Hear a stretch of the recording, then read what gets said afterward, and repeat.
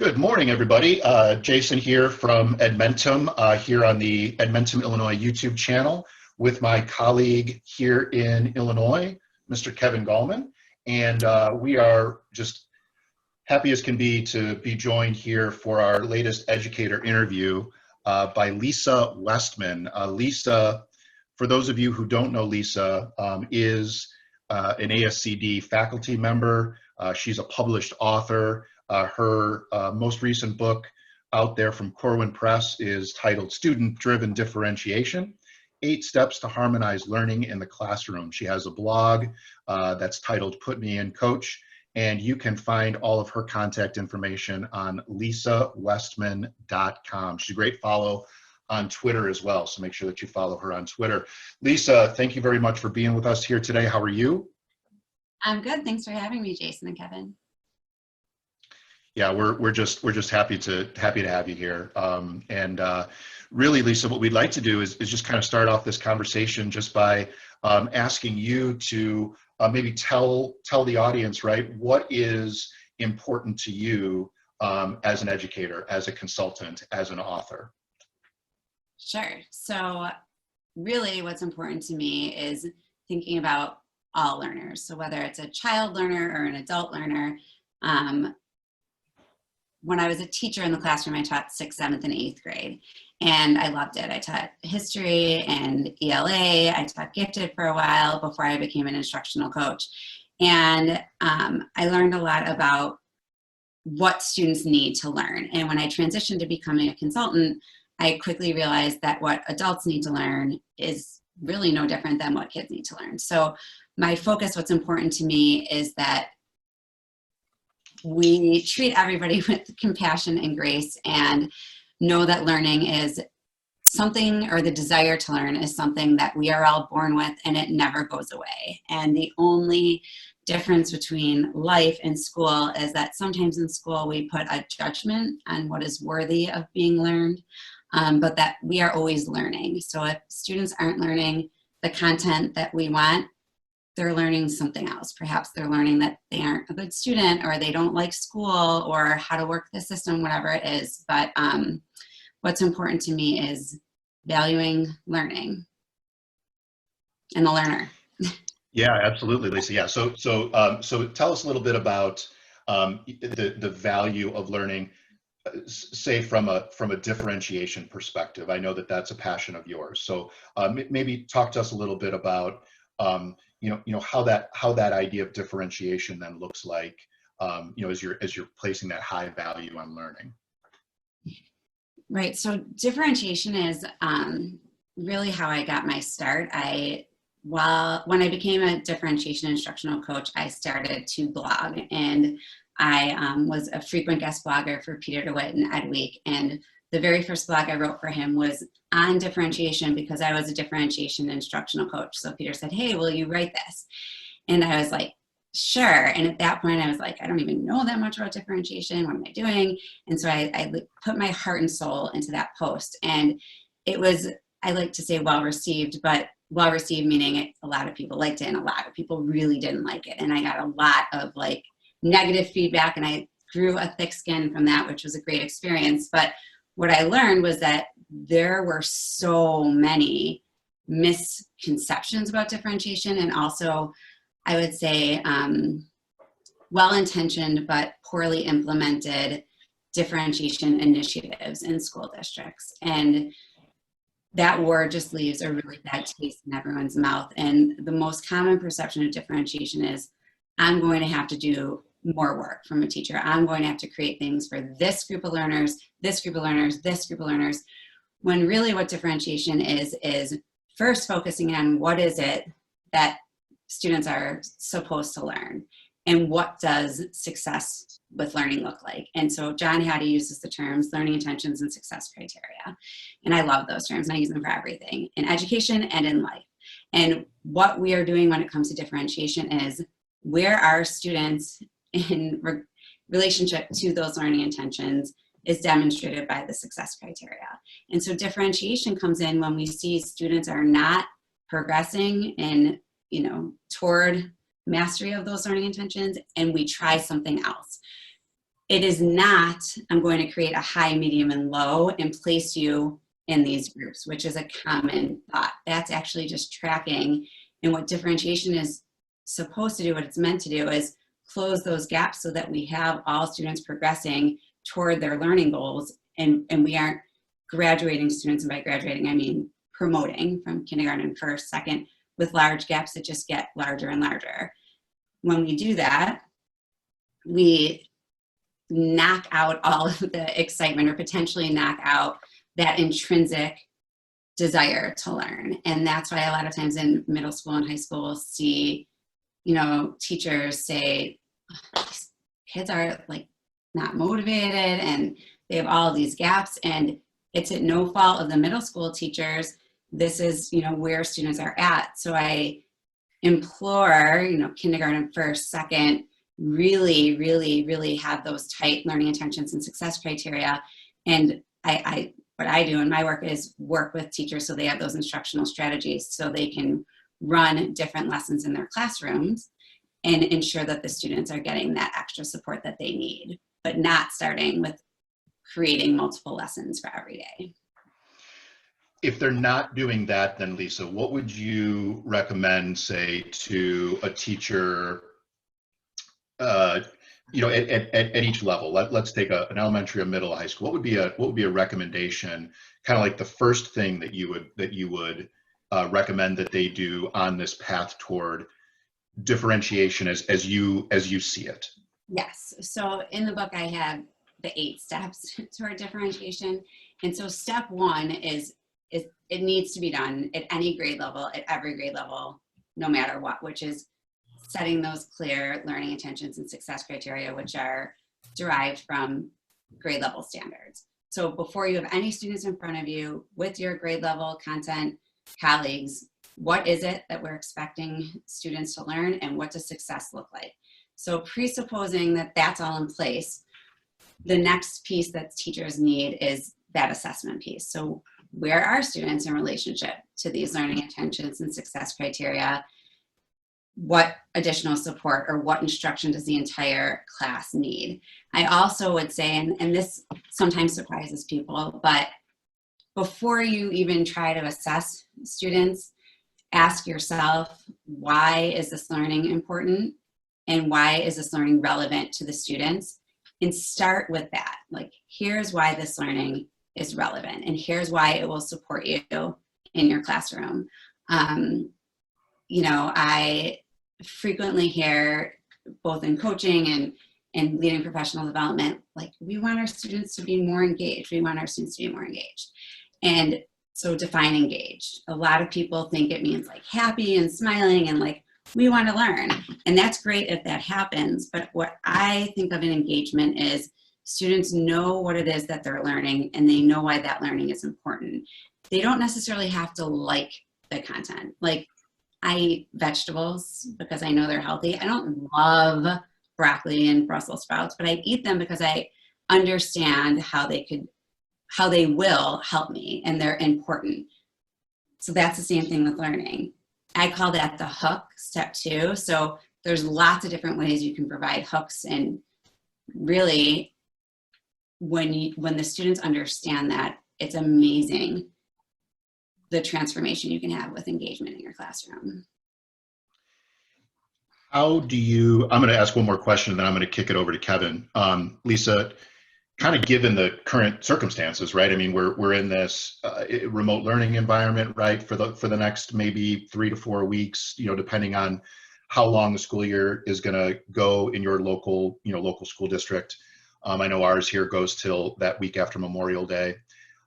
So we're in this remote learning environment. We're in this shutdown due to COVID-19. We're not quite sure what's going to happen in the fall, right? So from an engagement standpoint, from a why standpoint, starting with the why, what would you say would be important now as maybe schools and districts are thinking about what does engagement look like for kids potentially in a remote learning environment and in our current environment? So this is a multifaceted question, and I have a lot of different like prongs, so I'm going to try and be concise. The single most important thing with remote instruction in any instruction, but particularly with distance learning, is that students feel a sense of belonging.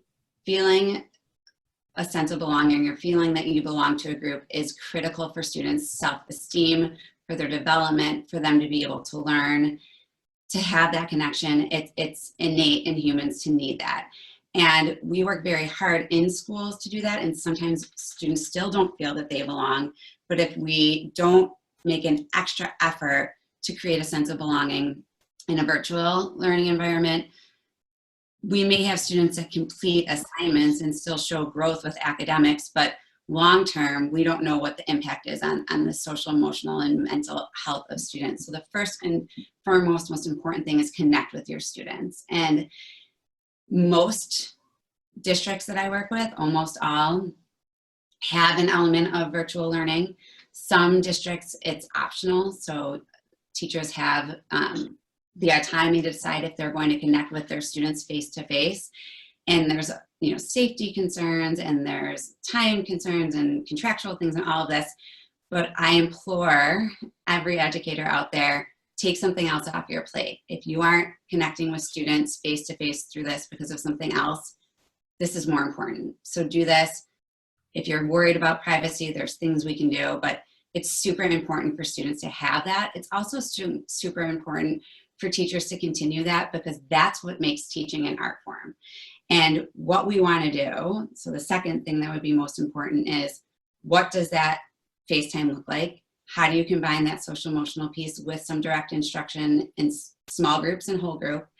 And then when the students are on their own, what is it that they're going to be practicing or processing so that they can, come to the next class prepared? And what I always say to that is, there's, in the beginning, there wasn't a whole lot of questions about accountability, and now there's all of this accountability. And so my advice on that is, it's less about how many things students complete or how much time it takes them to complete it, but the quality of what we're asking students to do. So 2 prongs for that. One, when you end your lesson with students, give them a task. I want you to come to our next session with the setting of your text. Have it written on like a piece of paper, be prepared for that. So that becomes the student's entrance ticket to class. Formative assessment for the teacher to see what's going on. Also, perhaps students don't have that at all. Indicator, also assessment data. Indicator, I'm going to follow up with the student later, make sure everything's okay at home. Have your lesson, and then give students additional practice with some type of tool that can actually help them progress, something that's adaptive to where they're at in relation to those skills or standards that they're practicing, rather than do these pages in the book. Unless you're going to put those problems in something that's going to give you that data and inform your instruction, it's really not as practical for students or purposeful. And we don't want students to get burnt out. Anything that we are asking students to complete, we need to use that information to inform our instruction, just like in the regular classroom, of course. But right now, it's super critical. 1, we need that data. 2, we do not want to have students practice things incorrectly. If we aren't monitoring what students are doing, we run the risk of having them spend time practicing something incorrectly, which is worse than not doing it at all. So that leads to the whole idea of providing feedback. So to answer your question, Jason, there's a lot of things that schools can be thinking about as far as what are we going to do in the fall. The great news is all of them are identical to the things that any school or district would be thinking about, whether we were remote or in person. All we're thinking about now is this additional piece of, if we have an element of remote or we have this half and half model, what is the best way for our organization to make this work? But all those solid foundational pieces of instruction and assessment, no difference, all the same. That's both encouraging, right, to know that we're still focusing on the same things, but then that challenge becomes, how do we make it work, and what are the mechanisms that we put in place to help teachers, help parents, help kids work through that process. One of the things, when we shift gears here a little bit, we know that you're working on right now is very exciting, and it's your new book that is focused on tying empathy with instructional practices. And Jason and I, as we've heard about this, we're really excited to hear more. And just if you could give us a snapshot of some of the overall themes or findings that you've had in this process, and how that could translate further into your work in the future. Sure. So I'm excited about this project too. I've always, come from the vantage point of social emotional needs and academic needs are like this. It's not like this and this. And I've realized that with this whole idea of meeting students' social emotional needs, similar differentiation, there's a lot of misunderstanding and misconception about that. And there's always going to be an element in schools and any, professional organization where we do things and we kind of check it off a list. Like, oh, we have a social emotional learning program. Great. Always going to be helpful. But more than just having that, hand curriculum, for lack of a better term, or even teacher created curriculum, social emotional needs and social emotional learning, empathy being one of the skills that's related to social emotional needs and presentations, it's not a part-time job, it's a full-time job. And so we need to model empathy in our instructional practices, in our treatment toward each other, in our lesson design, in our instructional practices. That implicit messaging that we send to students about empathy is, in my opinion, and what I hope to show in the book through lots of examples and strategies, is more important than any program you could put into place. If you are not empathizing with who is in front of you when you are designing your lessons and instructing them, Brene Brown says the opposite of empathy is shame. So if at best we are not empathetic and we have just like a neutral reaction, that's great. But if we don't practice empathy or plan with empathy in mind, we run the very, very, very likely risk that we are going to shame someone in our classes, which then sends lots of different messages and ultimately leads, we read a lot of things about like mental health statistics in schools, like the suicide rate is the highest, the depression rate, especially among teenage girls, is the highest it's ever been. And we're quick to blame social media, and social media has a huge part. Why? Because empathy is not there. It's much easier to say something or do something or post something that is not empathetic and not feel guilty about it. So guilt isn't a piece that we feel that will encourage us to be more empathetic. When we feel badly about something, guilty about something, it prevents us from doing that again. So we have, empathy is all about perspective taking and feeling something that somebody else is feeling, understanding what's going on with them.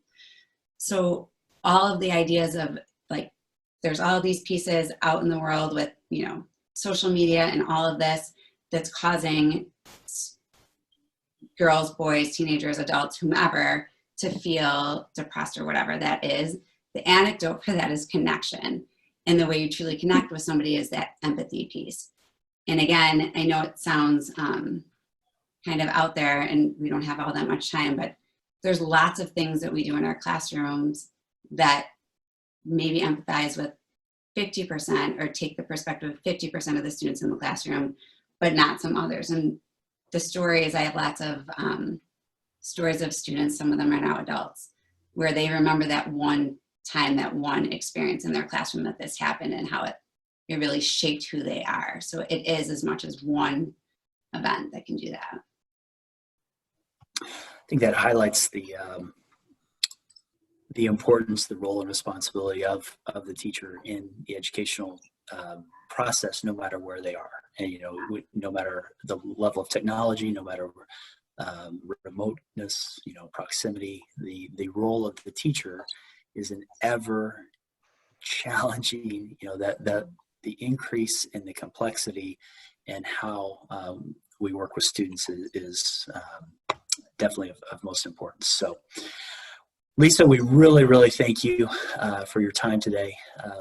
And we look forward to the new book. We look forward to the work you're doing with your clients, and seeing how we make the most of a challenging situation. And we're very confident there's going to be some great things that come out of it. So thank you. Thanks for your time. And we look forward to hearing more. Thank you. Have a good day.